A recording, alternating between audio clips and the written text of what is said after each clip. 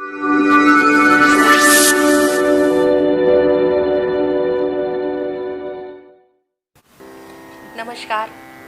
मैं डॉक्टर हितू मिश्रा आप सभी का अपने चैनल अभिव्यक्ति में स्वागत करती हूँ। कला साहित्य के किसी भी कार्यक्रम का आरंभ माँ सरस्वती की वंदना से होता है, क्योंकि माँ सरस्वती को विद्या व संगीत की अधिष्ठात्री देवी माना जाता है। और आज हम अपने इस चैनल के माध्यम से सरस्वती वंदना की परंपरा व इतिहास के विषय में जानेंगे और अपनी इस परंपरा का निर्वहन करते हुए कार्यक्रम का आरंभ भी माँ सरस्वती वंदना से ही करेंगे। हमारे साथ हैं अनुकृति व अनुश्रुति, जो राग बागेश्वरी व ताल रूपक में निबद्ध वंदना प्रस्तुत करेंगी। और यहाँ एक विशेष बात ये भी है कि बागेश्वरी माँ सरस्वती का ही एक नाम है, जिसका अर्थ है वाणी की देवी। तो आइए सुनते हैं ये वाणी वंदना अनुश्रुति व अनुकृति के स्वर में।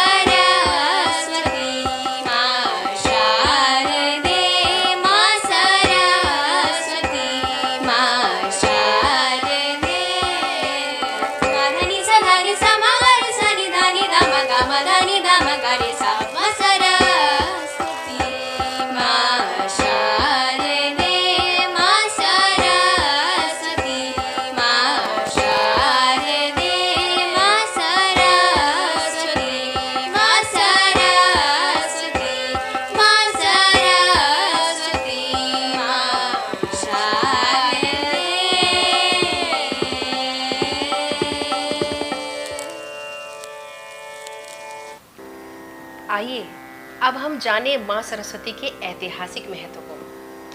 सरस्वती आराधना की परंपरा का मूल रूप ज्ञात करने के लिए सर्वप्रथम हमें माँ सरस्वती के प्रादुर्भाव एवं उसकी आराधना की परिपाटी का अध्ययन करना होगा, और वह इसलिए कि हम ये जान सकें कि हमारी मान्यताएं व परंपराएं कितनी प्राचीन हैं और कितने युगों से हम इन परंपराओं का निर्वाह करते आ रहे हैं। इस गुप्त ज्ञान को प्राप्त करने के लिए सर्वप्रथम हमें ये स्वीकारना होगा कि परमात्मा एक ही है और उसी परब्रह्म परमेश्वर की अनेक शक्तियां हैं, जिनमें एक शक्ति की संज्ञा है माँ सरस्वती, जो कि समस्त ज्ञान विज्ञान व साहित्य वाकवाणी की अधिष्ठात्री देवी है।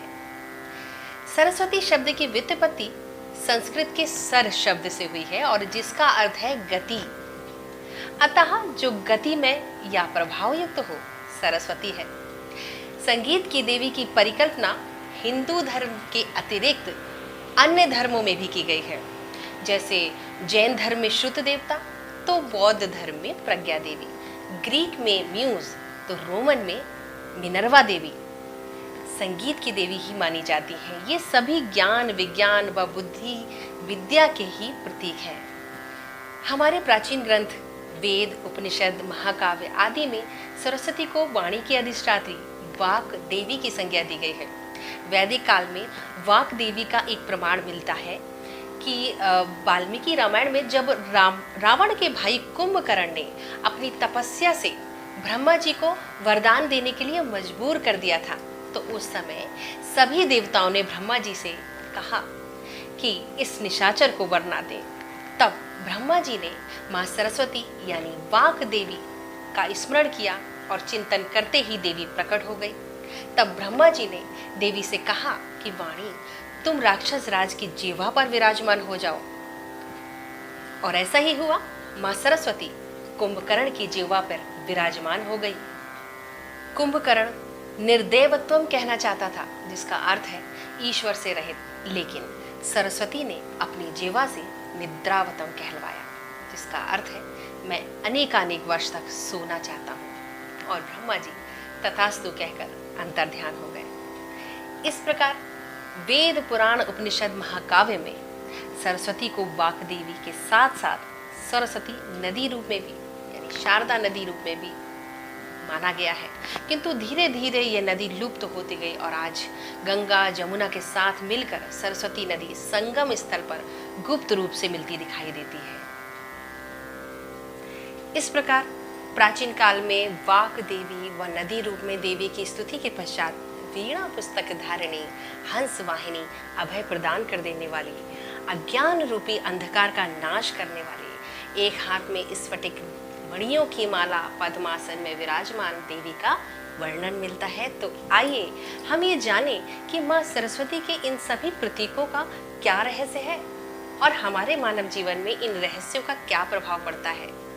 मूर्ति रूप में देवी चतुर्भुज धारिणी है, अर्थात जो चारों दिशाओं में हमारी रक्षा करती है। पुस्तक धारिणी, भोजपत्र या कागज की पुस्तक ज्ञान विज्ञान की प्राप्ति का एक साधन पुस्तक है, जो ज्ञान की परम शक्ति का सूचक है। वीणा वादिनी, देवी के हाथ में जो वीणा है उसे ज्ञान वीणा कहते हैं और वीणा प्रतीक है मानव जीवन के सभी कलात्मक प्रवृत्तियों की। वीणा प्रतीक है नाद ब्रह्म की, जो देवी आराध्य को सिद्ध कर निर्वाण की ओर उन्मुक्त करती है। अक्षमाला, माँ सरस्वती के कर में विद्यमान स्फटिक माला जप माला धारण करने वाली बताया गया है। माला प्रतीक है वर्णमाला का, जिसके माध्यम से सारा ज्ञान विज्ञान लिपिबद्ध होकर के सुरक्षित रहता है। माला मन की एकाग्रता का सूचक है। कोई भी विद्या या कला मन की एकाग्रता के बिना संभव ही नहीं है। देवी की अक्षमाला से अभिप्राय कभी ना टूटने वाला क्रम है। विद्या अध्ययन में निरंतर अक्षय अभ्यास का महत्व है। अक्षमाला इसी का द्योतक है। कमलासनी, देवी सरस्वती का कमल से विशेष संबंध है। वे खिले कमल पर आसीन या खड़ी दिखाई देती है। कमल की सर्वाधिक प्रतिष्ठा का आधार है उसकी अलिप्तता। अनेक धार्मिक ग्रंथों में इसे मानव जीवन का आधार माना जाता है। संसार में रहते हुए भी संसार के विषय वासनाओं को मनुष्य को उसी तरह से अलग रखना चाहिए जिस प्रकार कमल जल में रहते हुए भी जल में लिप्त नहीं होता है। शुभ्र वस्त्र धारणी, श्वेत वस्त्र धारण करने वाली मां शारदे का श्वेत वर्ण पवित्रता, शुद्धता एवं शांति का प्रतीक है। प्रकृति के 3 गुणों में एक गुण श्वेत है। देवी की अनुकंपा प्राप्ति के लिए आराधक भी श्वेत वस्त्रों का ही प्रयोग करते हैं। हंस वाहिनी, मां सरस्वती का वाहन हंस को विवेक का प्रतीक माना जाता है। संस्कृत साहित्य में नीर क्षीर विवेक का उल्लेख मिलता है, जिसका अर्थ है दूध का दूध और पानी का पानी, और यह क्षमता हंस में विद्यमान होती है। श्वेत रंग का हंस पवित्रता व शांति का प्रतीक होता है और शिक्षा या ज्ञान की प्राप्ति के लिए पवित्रता का होना आवश्यक है। पवित्रता से श्रद्धा व श्रद्धा से एकाग्रता आती है। ज्ञान से ही हमें सही गलत व अशुद्ध की पहचान होती है और यही विवेक कहलाता है। तो देखा आपने, इस प्रकार जो पवित्रता व श्रद्धा से ज्ञान प्राप्त करेगा उसी पर विद्या, ज्ञान व संगीत की देवी सरस्वती की कृपा होगी। माँ सरस्वती की पूजा उपासना श्रद्धा पूर्वक मंगल कामना के साथ करें कि वह सदा हमारे कंठ में विराजित रहे और हमारे स्वरों में सरसता प्रदान करे। इसलिए किसी भी कार्यक्रम के आरंभ में देवी की वंदना स्तुति के माध्यम से उनका आशीर्वाद पाना ही हमारी परंपरा है और इस परंपरा का सदा ही हम निर्वहन करते रहेंगे, ऐसी कामना है। तो यदि ये जानकारी आपको अच्छी लगी हो तो चैनल को लाइक, सब्सक्राइब एवं शेयर करना नहीं भूलिएगा, जिससे संगीत के अन्य विद्यार्थियों को भी इससे लाभ प्राप्त हो सके। इसी के साथ विदा लेती हूँ। मिलते हैं जल्द ही एक नए अध्याय के साथ। तब तक के लिए जय मां सरस्वती।